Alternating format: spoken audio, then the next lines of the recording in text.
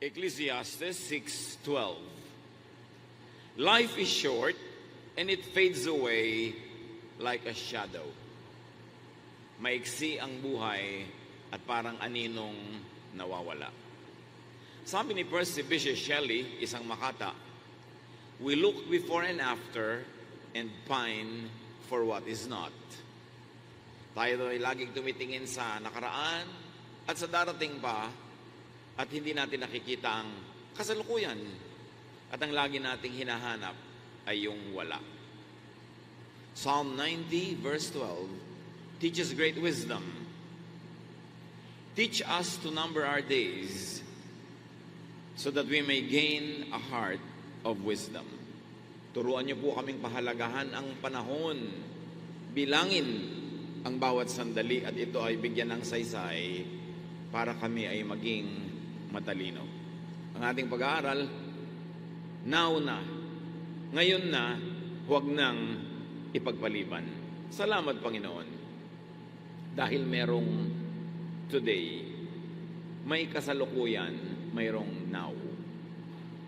Give us a heart of wisdom so that we may know how to live in the now and what to do with it. Patawarin niyo kami sa aming mga kasalanan, linisin niyo po kami at Panginoon, paging dapating tumanggap ng inyong pagtutuwid, pagliliwanag, at pag-akay. Be our preacher, be our teacher, Father. In the name of Jesus, your Son, our Lord, we pray with thanksgiving. John 10:10, isa sa mga pinakamahalagang katuruan ni Jesus, sabi niya, a thief comes only to rob, kill, and destroy. I came so that everyone would have life and have it in its fullest. Ang magnanakaw daw, si Satanas at lahat ng kanyang mga kamukha ng ginagawa, ay walang ginagawa kundi magnakaw, pumatay at manira. Subalit dumating si Jesus upang tayo'y bigyan ng buhay. Buo, punong buhay, na tunay na buhay na buhay. Isang bagay na dapat natin, at alam naman natin, dapat nating babatid at maalala, life is short. Maiksi ang buhay. Psalm 90 verse 10, we can expect 70 years or maybe 80 if we are healthy. Suddenly our time is up and we disappear. Yun lang daw ang buhay. 70 taon, yun ang pinaka dapat asahan lamang. At kung malusog, 80. Kung sobrang pinagpapalay, madagdagan pa. Pero meron namang 7 pa lang or less ay sumasa kabilang buhay na. So niya, bigla-bigla na lamang na deadline na natin, tapos na, at tayo'y mawawala. You have limited time on earth. Job 14:1-2, life is short. We are flowers that fade and shadows that vanish. Sa kaiksian ng buhay ay para lang daw tayo mga bulaklak na namumukadkad sumandali at pagkatapos ay naluluoy at nawawala. Psalm 144 verse 4, we disappear like a breath. Nawawala tayo na parang hininga. Hindi mo na mahanap kung saan napunta. So you and I, you have only one earthly life. Isa lang ang buhay dito sa balat ng lupa. Hebrews 9:27, we die only once, and then we are judged. At sa judgment na yon, hindi lamang naging mabuti ka ba o masama, kundi sinulit mo ba ang buhay? Yung ipinahiram sa iyong sandali, sulit ba o nasayang? Naipamuhay mo ba ang assignment mo? Nagawa mo ba ang dapat mong gawin at gusto mong gawin? O dumaan ka lamang nang wala ka man lang naiwang bakas? Wala ka man lamang nalasap na ligaya? Para kang hindi nabuhay. Because you have only one life, you have only one true self. Isa lang ang tunay mong ikaw. Ang mga tao, maraming balat kayo, maraming kunwari, maraming maskara. Pero isa lang ang tunay na ikaw. Psalm 139:13, 15 to 16, For you created my inmost being, O God. You knit me together in my mother's womb. Kayo po, O Diyos, ang bumuo sa kaloob-looban, kahimay-himaymayan ng aking pagkatao. Kayo ang tumahi, nagtagni-tagni, bumuo sa akin. My frame was not hidden from you when I was made in the secret place, when I was woven together in the depths of the earth. Hindi po lingid sa inyo, Diyos, ang aking buong pagkatao. Kasi kayo ang lumikha sa akin. Your eyes saw my unformed body. All the days ordained for me were written in your book before one of them came to be. At dahil kayo ang lumikha sa akin, kayo ang nagbigay sa akin ng assignment. Kung paano ako mabubuhay, kayo ang nagbigay sa akin ng assignment kung saan ako lulugar, ano ang aking gagawin. Kaya para na rin binigyan nyo ng script ang buhay ko kung paano ko ito gagampanan. Alam nyo ang aking gagawin, ang magugustuhan, ang aking aayawin, alam nyo ang aking magiging mga hilig, dahil kayo ang lumikha sa akin. At dahil dyan, alam nyo, generally speaking, kung ano ang tatahakin kong landas, anong buhay ang aking isasabuhay. Alam yun ng Diyos. And because you have only one true self, therefore you only have real one life. Yung sinasabi ni Jesus, I came that you might have your life and that you will have it to the full. You have only one life to live. If you are living someone else's life, you are cheating yourself. And that's someone. Marami po sa atin, malungkot kasi hindi tayo nabubuhay ng gusto natin. Nabubuhay ka dahil ito gusto ng magulang mo, dahil ito gusto ng asawa mo, dahil ito gusto ng kaibigan mo, ito gusto ng anak mo, ito ang gusto ng lipunan para sa iyo. Pero ikaw ba talaga ay ikaw?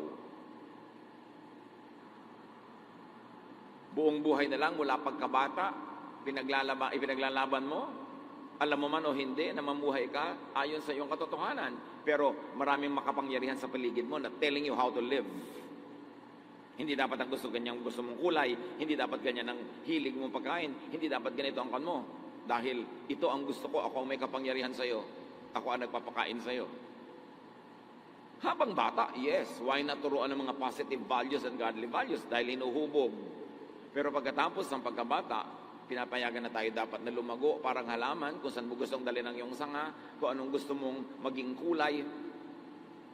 At patapos na ikaw ay makalaya sa imposition ng iyong mga lolo, lola, mga magulang, mag-aasawa ka, imposition naman ng asawa mo ngayon kung paano ka mabubuhay. Siyempre may adjustment ka kasi may asawa ka, lalo to ko sa iyong puri, katapatan sa kanya. Pero yung bang gusto mong gawin, yung propesyon, yung trabaho, yung gusto mong maging ayos mo, talaga bang dapat pinapakialaman yan kahit ng asawa? Meron ba talagang karapatan ng sino man to tell you kung sino ka dapat maging? Diyos ang lumikha sa iyo. At kung ano ang iyong nadarama, kung anong likas, kung anong totoo, yun ang likha sa iyo. Psalm 139:14, I praise you because of the wonderful way you created me. Everything you do is marvelous, including me. Of this, I have no doubt. Pero marami sa atin, lumaki at tumanda na lang, napapaniwala ng iba na wala tayong kwenta. Mali tayo, we are a mistake. Dahil hindi tayo sumusunod sa kanilang kagustuhan. Pero sabi niya, lahat ng inyong nilikha, paboloso, maganda, kahanga-hanga. At ikay nilikha ng Diyos, therefore kasali ka sa magandang bagay na yon. Because you have only one true self and one true life, you have only one true love. Ano ba talagang gusto mong gawin sa buhay? Ano ba talaga ang gusto mong profesyon? Ano ba talaga ang gusto mong mahalin na gawain, mahalin na mga activities, mga paniniwala? You have only one true dream. And because of that, you have only one true enjoyment. Are you enjoying your true enjoyment? Or are you living a life according to the script of someone else para sa kanyang enjoyment pero hindi para sa iyo? Ano man ang nais mong mahalin dahil maiksi ang buhay, mahalin mo na. Puwera ito kung may asawa ka na. Yun na dapat ang mahalin mo. No return, no exchange. Sa ibang bagay, mahalin mo yung gusto mong mahalin. Sundan, habulin, tukdin mo na ang gusto mong sundan at habulin. Pangarap, panaginip, gusto mong akyatin ang Mount Mayon, sisirin ang Marianas Trench, gawin mo na. Enjoyin na. Now na. Sabihin nyo nga sa katabi nyo yan, now na. Lovingly, ha? Pakapagalitan nyo na naman yung katabi nyo, now na. Because you do not hold tomorrow. Proverbs 27:1, do not boast about tomorrow, for you do not know what a day may bring forth. Merong isang babaeng hirap na hirap sa buhay niya dahil yung asawa niya, ibang-iba ugali, dinomina na siya, kinaya-kaya siya, dinigtahan siya. Sabi niya, mamamatay din yan. Pag namatay na, gagawin ko na yung gusto ko. Nauna pa siyang namatay. Mahaba ang buhay ng asawa. Meron namang mga tumandang dalaga na hindi pa makapag-text sa mga kalalakihan dahil napakahigpit ng magulang. Sabi niya, mamamatay din si nanay. O nauna si nanay. Nauna pala si anak. So hindi na nakapag-text si babae. 50 years old na, hinihigpitan pa ng magulang. O, ginabi ka na naman. Nanay, wala na pong re-rape sa akin. Huwag na kayo mag-alala. Ang tanda-tanda na, hinihigpitan pa, dinidiktahan pa. Ano binili mo? Mahal yan. Bakit mo binili yan? Mga magulang naman. Yung mga anak nyo mga above 25 na bigyan nyo naman ng espasyo. Ayaw niyong bumili, di huwag kayong bumili. Gusto nila, lalo nagtatrabaho naman sila. Hayaan nyo sila. Kailan pa sila lalaya pag kayo'y nakremate na? Kailangan yung presence natin sa ating mga mahal sa buhay, nakakapagpalaya, hindi nakakapagpakulong. Nakakatulong sa kanilang lumago, hindi yung binabansot natin sila. Sa halaman lang maganda ang bonsai, sa tao hindi. And I don't mean height. I mean yung nabobonsai ang utak, nabobonsai ang puso. Ecclesiastes 5:18, what is the best thing to do in the short life that God has given us? I think we should enjoy eating, drinking, and working hard. This is what God intends for us to do. So mga kapatid, enjoy as if you would die today because you might die today. Huwag naman nawa. Pero pwede, di ba? But work hard, save as if you would live a very long life. Therefore, balance. Paano ko po ba hahawakan ang pera ko? Iipunin ko para sa kinabukasan? Na baka hindi dumating? O gagastahin ko ngayon lahat, tapos humaba ang buhay ko, wala akong pera bukas. E di kalahati gastahin mo ngayon, kalahati isave mo para bukas. Kung namatay ka ngayon, nakagastos ka na. Kung humaba buhay mo, may natira pa rin sa iyong kalahati. Pero hindi puro save lahat para sa future. Paano kung hindi mangyari yon? Ipon ka ng ipon, hindi ka talaga gumagastos. Ang dami mong naiwan sa asawa mo. After 9 days mo pagkamatay, nag-asawa na siya. Di nag-enjoy yung pangalawa niyang asawa. Ikaw nagdusa, di lugi ka. Pero inubos-ubos biyaya mo naman, bukas sa katunganga, humaba pala buhay mo, wala ka ng pera. Kaya, nagsisave a little, gumagastos a little, do everything in one day because this could be your last day. Balanse dapat ang buhay. At kung ano man ang gusto mong lasapin ngayon, lasapin mo na. Kasi, yung gusto mo ngayon, pagdating ng araw, hindi mo na rin naman gusto naiiba ka. You will never pass this way again. Isaiah 43:18, forget what happened long ago. Don't think about the past. Huwag laging nung araw, tapos na yun. Kailangan yung ngayon ang iyong asikasuhin. Huwag kang magpatali sa past, nadala ka nung araw, nasaktan ka nung araw, nabigo ka nung araw, ngayon ayaw mo na mag-try. Iba naman ngayon Dapat keep trying. And unlike technology, life has no pause, no rewind, no erase, no delete. You have only this one chance. Pag lumampas, sayang. Mga magulang ko, ang mga anak nyo, meron talagang true love. Kahit ayaw nyo sa tao, hayaan nyo siya naman ang makikisama, di naman kayo O ngayon, nabigo siya. Hayaan nyo siya. Choice niya. Pero yung kayo ang sinunod, tapos buong buhay, naiinis sa inyo dahil hindi niya nagawa yung gusto niya. Pero on the surface, po at ang opo, po.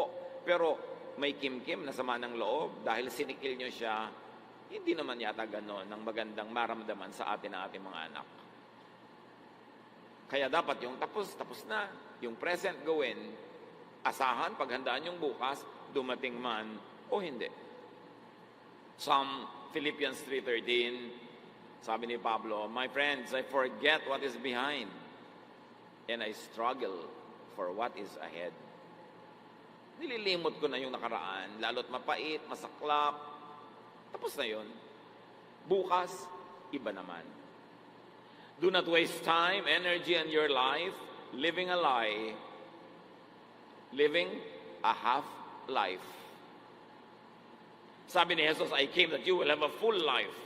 A half life is a one whole nonsense. Full. Kahit may edad ka na, gusto mo pang mag-aral ng architecture, may pampaaral ka naman, aral. Hindi mo natupad ang gusto mong kurso nung araw, nagpalaki ka ng anak, ngayon, gawin mo. At huwag ka na mag-alaga ng mga apo. Nag-alaga ka ng mga anak, apo pa. Dapat yung anak mo ang mag-alaga ng apo para lumaya ka naman. Baka naman hanggang tawagin ka ng Diyos, meron kang bine-breastfeed. Kailangan naman makalaya ka, lalo kung may edad ka na. Diba? Gusto mo mag-zumba, gusto mo mamasyal, do it. Ephesians 5:15, make every minute count. Do not die possessed by regrets. You will never pass this way again, so do not gamble on the chance that someday, somehow you would be magically set free by tadhana for you to live your true life. Hindi mo maipapamuhay ang totoong gusto mong buhay unless ikaw ang gumawa nun. Walang gagawa nun para sa'yo. Kasi kung masusunod lang ang mga tao sa paligid, tatanggalan ka nila ng buhay at yung buhay nila ang ilalagay nila sa katawan mo para mabuhay ka according to what they want. Pag hinayaan mo ang mga tao sa paligid, tatanggalan ka nila ng utak at yung utak nila ang ilalagay nila sa loob ng bungo mo para yung pag-iisip nila ang umiral sa buhay mo. Pagka pinayagan mo ang mga tao sa paligid, aalisin nila ang iyong pangarap at yung pangarap nila ang ilalagay nila sa iyo para ikaw ang tumupad para sa kanila ng mga hindi nila natupad na pangarap. Anak, hindi ako naging dentist, kailangan maging dentist ka. Pero tatay, diring-diri po ako sa laway, maging dentist ka. Ba't din nilang ko kayo? Pak! Bigla kami narinig na pak. Bakit nga ba?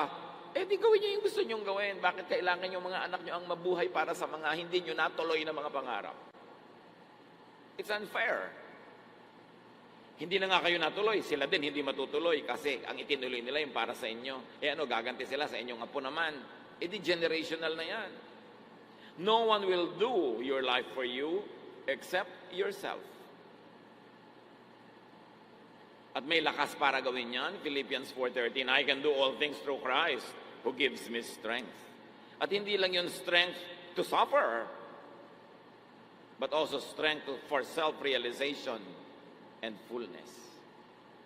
Kailangan mo ng lakas ng loob para magdusa at humarap ng hawakan, buhatin ang pagdurusa. Pero kailangan din ng lakas ng loob para sumaya. Para gawin mo yung talaga nagpapasaya sa iyo. Only you truly know how God created and wired you. Only you truly know your true strengths and weaknesses, even your imperfections. Kayo lang nakakaalam ng tunay na tinatawag ni Paul na thorn in the flesh. Isang uri ng kahinaan o kapintasan, anuman yon, na nasa iyo at kailangan mong tanggapin kasama ng iyong pagkatao. 2 Corinthians 12:8-9, sabi ni Pablo tungkol sa kanyang thorn in the flesh, kung ano man yung kanyang kapintasan, kahinaan o karamdaman, ano man yun, hindi niya kasi sinabi, 3 times I pleaded with the Lord to take it away from me. 3 times I pleaded with the Lord to take it away from me. But He said to me, "My grace is sufficient for you, For my power is made perfect in weakness. Therefore, I will boast all the more gladly because about my weaknesses, so that Christ's power may rest on me. Not once, not twice, but thrice, sabi ni Paul. Ipinakiusap ko sa Panginoon na alisin itong kahinaan ko na ito. Pero sabi niya, habang mahina ka, lalong tumitingkad ang lakas ko na ibinubuhay ko sa iyo. Sabi ganun. Kaya sabi ni Pablo, kaya lalo kung pwedeng sana ipagyabang pa at ipagmalaki ang aking mga kahinaan. Dahil imagine, sa kabila ng kahinaan ko, ginagamit ako ng Panginoon. Sa kabila ng kapintasan ko, nagiging instrumento ako ng Diyos. Sa kabila ng aking thorn in the flesh, the Lord enables me to do great things. Therefore, it is good to have these weaknesses if only the strength of the Lord would be emphasized and glorified. Kaya yung mga sinasabi mong mag-serve ka, magturo ka sa Bible study, naku, hindi po ako pwede dyan kasi mahina ako. Malakas ang Panginoon. Sumigi ka. Lalong makikita ang lakas ng Panginoon habang mahina ka pala. Meron ako isang kaibigan, marami siyang Bible study, tinuruan, matagal, ngayon handa na mag-baptize. Nagte-text sa akin kung pwede ko daw i-baptize. Kasi kung ba't di ikaw mag-baptize, ikaw ang nagturo sa kanila, ikaw ang nagdala sa Panginoon. Sabi, naku, hindi ako worthy. Kasi wala namang worthy eh. In spite of your weakness, pag ginawa mo yan, nag-glorify ang Panginoon. Huwag mong hayaan na yung mga weaknesses mo, kapintasan mo, maging dahilan para hindi ka maglingkod. Sinasabi mo, ikaw, magturo ka. Naku, boses na pipilas na lata po ako. Hayaan mo sila. Basta ang mahalaga, yung content ng sinasabi mo. Hindi yung gagawin mong dahilan yung weakness mo para hindi ka mag-serve. Sabi ni Paul, all the more gladly I will boast about my thorn in the flesh. Can you imagine?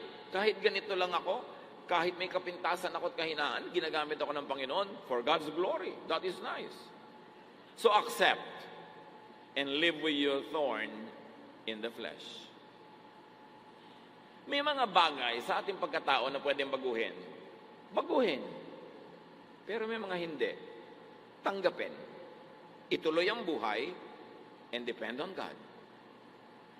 At dapat meron tayong wisdom to know the difference kung ano yung pwedeng baguhin at ano yung hindi. Ano yung hindi? Yung likas. Yung ipinanganak ka pa lang, ganoon ka na. Bata ka pang munti. Wala ka pa nababasang libro. Wala pa nakaka-influence sa yung kung ano-ano. Ganoon ka na. Di ikaw ang ganoon na nilikha ng Diyos. Tanggapin. At tayo man, dapat natin tanggapin ang ating mga anak, kapatid, pamangkin, kamag-anak. Kung nilikha sila ng Diyos in the unique way that God created them. And we should assist them to have a full life instead of we hide them, we punish them for being who they are. Sabi nga ulit ng Psalm 139, 13 and 16, for you, O God, created my inmost being. You knit me together in my mother's womb. All the days ordained for me were written in your book before one of them came to be. So it was God who created and wired you. At sabi ni Paul, sa kabila ng kanyang mga kahinaan, ginamit siya ng Panginoon wonderfully. 1 Corinthians 15:10, but God was kind. He made me what I am. And His wonderful kindness wasn't wasted. Hindi ako nasayang. Hindi nasayang ang paglikha sa akin ng Diyos kahit ako may thorn in the flesh. So grow, achieve, serve, in spite of. Only you know how true and honest and faithful you really are to your Creator, to your inborn self, to your true aspirations. Kayo at bukod tanging kayo lamang ang makababatid kung kayo'y matapat sa inyong tunay na pagkakalikha ng Diyos, pagkatao, at sa inyong mga tunay na hinahangad, mga pangarap at adhikain. Do you betray your own aspirations just to please others? Be faithful to your Maker first, then to your true self, before being faithful to the impossible expectations of society. Jesus set you free from impossible expectations of the law, of society, of values of people around you. Galatians 5:1, It is for freedom that Christ has set us free. Stand firm then, and do not let yourselves be burdened again by a yoke of slavery. And this is slavery to the law, to tradition, to the expectations of society. And don't be a slave. Live correctly, exercise your freedom, as long as your freedom does not infringe upon the freedom of others. Because your freedom stops when it begins to interlap, it begins to intrude into the freedom of others. But as long as you are not harming others in the exercise of your freedom, Christ has set you free. Stop slavery to tradition, to the religious legalism, slavery to social expectation. Maging totoo sa sarili. Psalm 51:6, surely you desire truth in the inner parts. Sa kaloob-looban, sa puso, sa kaibuturan ng damdamin, ang gusto ng Panginoon ay katotohanan. Ecclesiastes 7:13, think of what God has done. If God makes something crooked, can you make it straight? Pwede mo bang ibahin ang likha ng Diyos? Pwede mo bang ibahin ang pagkatao na Diyos ang lumikha? Ang pagkatao pwedeng improvein, pwedeng ayusin, pero hindi pwedeng ibahin apart from its original creation. Pwedeng i-fine-tune, but you could only be the better version of your own true self. You cannot be someone else.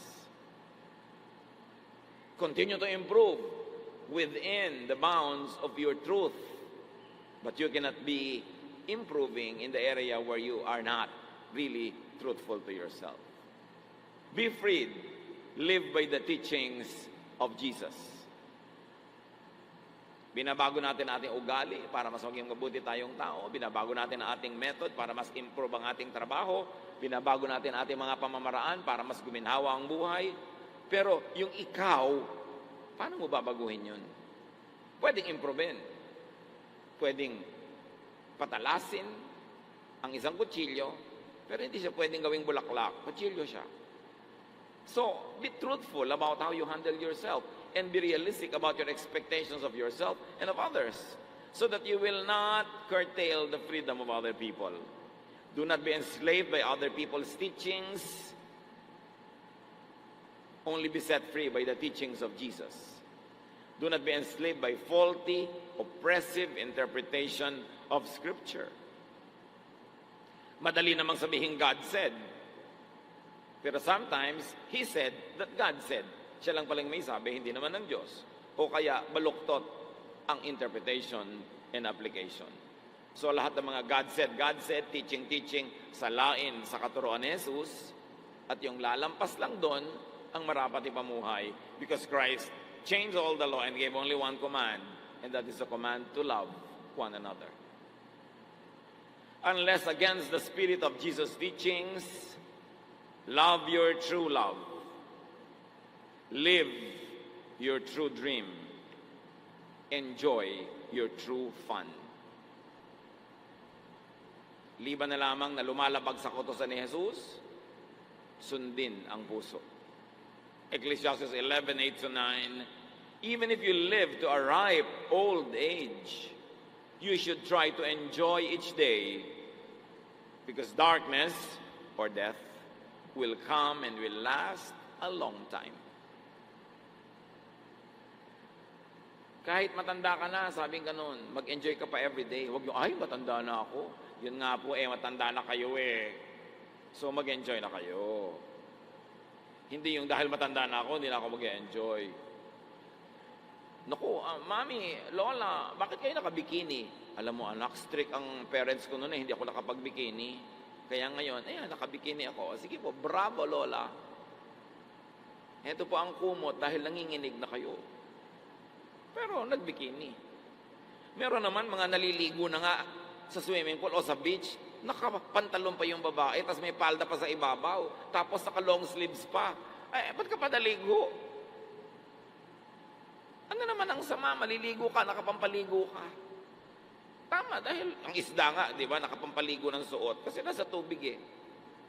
Kung nasaan ka, pero yung iba no, sobrang relihiyoso, sobrang istrikto, mali na. Hindi ka nalunod ka na tuloy sa bigat ng kasuotan mo. At naligo ka sa beach, pag ahon mo, may dala kang 3 kilong buhangin. Di ba dala magpapagawa ka ng bahay, hindi mo kailangan yon. So be cheerful and enjoy your life for you are young. Sabi na Ecclesiastes. Do what you want and find pleasure in what you see. Sabi lang, only God will judge you. Ibig sabihin, pag may sumobra ka, mali ang ginawa mo, God will judge you. Pero hindi lang yun ang judgment. Yung masarap at maganda mong pwedeng gawin, hindi mo ginawa, madja-judge ka rin. Dahil sasabihin ng Diyos, sinayang mo ang ipinahiram ko sa iyong buhay. Gusto ko maligaya ka. Mali ang pagkakakilala mo sa akin. Ano ako, killjoy? Ano ako, gusto ko magdusa ka? Kaya nga kita kinreate, ang regalo ay buhay. Regalo yan, hindi ang parusa. Ba't ka nagdurusa lagi? Magdusa ka lang kung kailangan. Pero yung pwedeng hindi magdusa, mag-enjoy ka. Merong Jesus limits, syempre yon. You must not break the law of love, love for others. In your enjoyment, you should not exercise hatred or disdain for others. Doon sa tinatawag nating alibughang anak, the prodigal son, Luke 15:12-13, the younger son said to his father, "Give me my share of the property." So the father divided his property between his 2 sons. Not long after that, the younger son packed up everything he owned and left for a foreign country where he wasted all his money in wild living. 99.99999% lahat ng pagtuturo tungkol sa istoryang ito, minamasama ang ginawa nitong anak na ito. Pero hindi naman napapansin ang lahat ng nagbabasa ng Bible, yung tatay sa storya, representing God, hindi niya minasama ang ginawa ng kanyang anak. Sa katunayan, pag uwi ng anak niya, walang sumbat, walang sermon, dali-dali niyang sinalubong, patakbo pa niyang sinalubong at niyakap, pinasuutan ng sandalyas, ng singsing, ng balabal, ni-restore ang kanyang position sa kanyang tahanan, bagamat ini-insist ng anak, hindi po ako naging mabuting anak, gawin niyo lang buong katulong, huwag niyo na ako sweldohan, pakanin niyo lang ako, mas maganda pang kalagayan ko dito kaysa doon sa labas. The father heard none of it. And the lesson here should be learned from the father, not from the preachers against the son. Dahil sa storya, kahit mula sa bibig ni Jesus, wala tayong narinig na minasama yun. Ang tanong ay ito, was the younger son the one who was true to himself? Kasi may kapatid pa siya, may kuya. Hindi gumasta ni hindi naglitsyo ng maliit na kambing, laging nagtatrabaho, laging correct, laging proper. Pagkatapos nung umuwi itong kapatid niya, galit siya, ayaw niya sumama sa kasiyahan, at sinumbatan niya ang tatay niya. Ang tinutino kong anak, lagi ako nagtatrabaho, hindi niyo man ako pinaghanda kahit kailan. Lagi ako nagsasakripisyo. At sabi ng tatay, sino may sabi magsakripisyo ka? Nandito ka lagi, everything I have is yours. Anong problema mo? Ba't ka nagtiis ng nagtiis? Itong kapatid mo, naligaw, ngayon umuwi, magsaya tayo. Sabi ng tatay.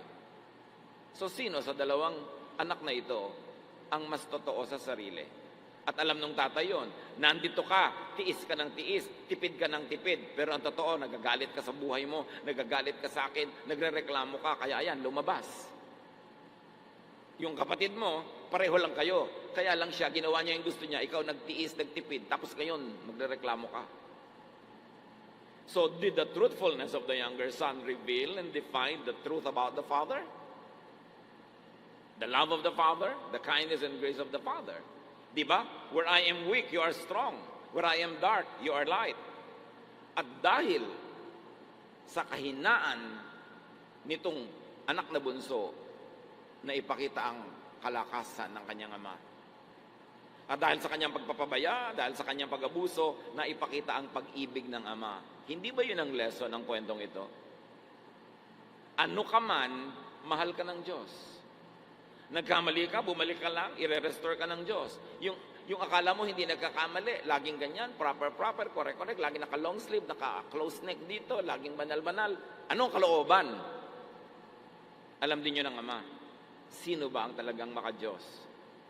Yung mukhang maka-Diyos sa kilo, sa itsura, o yung ang puso ay malapit sa Ama, na kung nagkamali man ay bumabalik, humihingi ng tawad, hindi nag-iisip na siya ay deserving. Kasi sabi niya, I learned my lesson, hindi ko na po deserve kumain sa hapagkainan nyo, doon na lang ako sa mga katulong, huwag nyo na akong pasweldohin, pakainin nyo lang ako, hindi nyo na ako anak, iturin nyo na lang akong alila.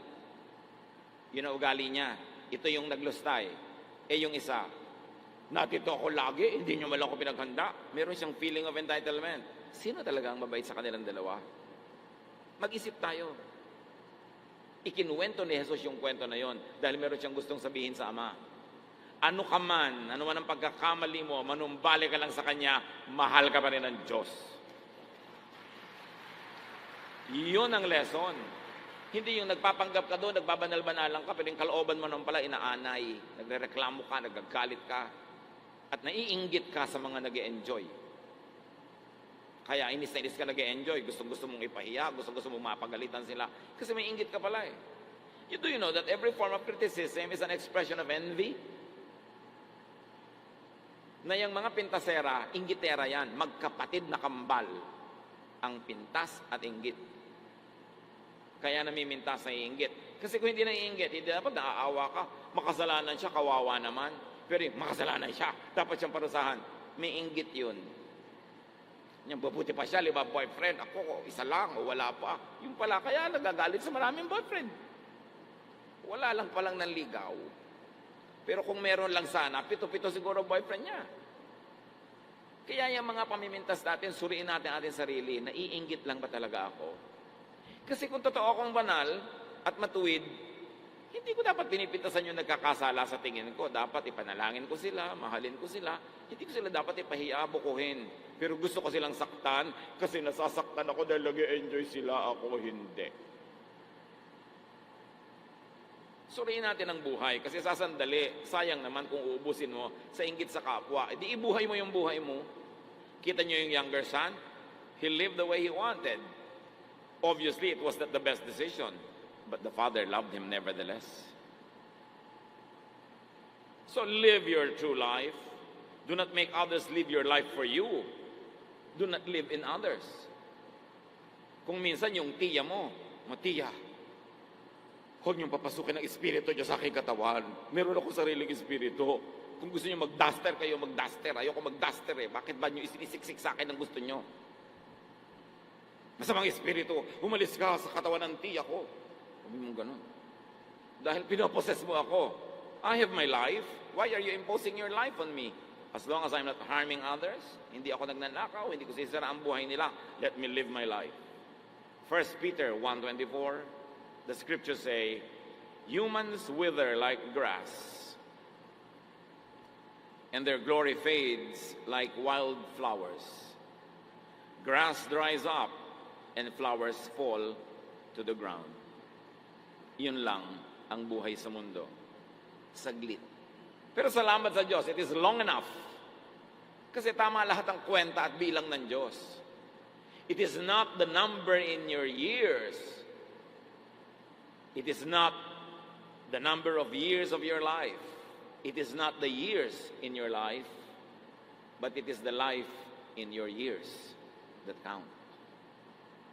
Kahit ang haba-haba ng buhay mo, wala ka naman palang nagawa, wala ka na-enjoy, wala ka na-achieve, di parang wala rin. Pero kahit maiksi, kung marami kang nagawa, mahaba yon.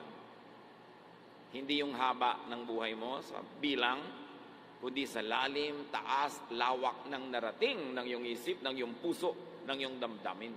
Psalm 89:47, remember, life is short.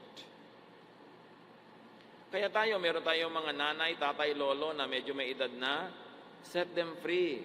Bigyan nyo lagi ng sustento, bigyan nyo ng panggastos para mag-enjoy. Baka naman kaya ang puti-puti ng buhok, walang pampakulay, bigyan nyo ng budget. Liban na lang gusto niya talaga, yun ang buhok niya, pero yung iba wala lang kasing budget. No?